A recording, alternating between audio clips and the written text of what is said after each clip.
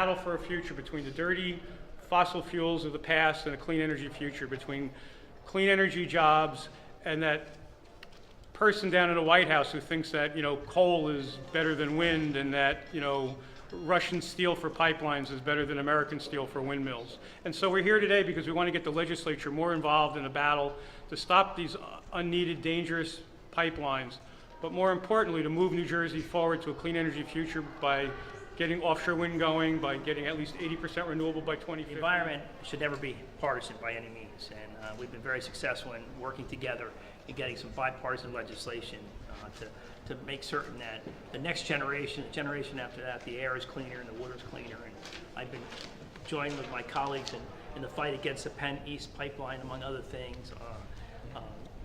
The new appointments in the Pinelands Commission, that whole issue with the pipeline, many issues, Reggie, but the environment is very important. And Senator Smith and I have done some major legislation in trying to improve our environment. And we're concerned about what's happening in Washington. We're concerned about some of the policies of this administration. So we're hopeful that the future will get only greener. And with the help of these three fine legislators and all of you, we can get that done. So I thank you for coming down to Trenton. It is a busy day. We're going to continue to fight. We do want to get to 80% by 2050, and I think we can. So. Coming down here, you basically are the next generation that we're going to hand off the planet to. So hopefully you'll be able to be better stewards than the people that are trying to take it over or pass it on to industry now. Kip and I teamed up to save the Princeton battlefield, and now they want to build a pipeline underneath it. So before that all blows up in their faces, we'd like to continue on. We want to urge people to use less fossil fuels, not more, and by being opposed to Penn East project and other projects around the state, we think we can get to a more sustainable environment and energy plan than is offered than this governor and the president in the White House. First order of government is to provide health and safety to its citizens.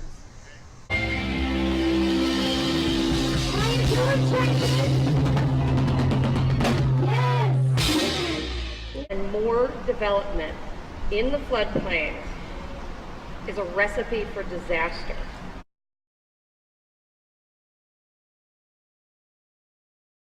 About the battlefield has been a problem we've seen around the state. Environmentalists like you have fought to save open space, and it's been used as a roadmap essentially for fossil fuel conduits like pipelines.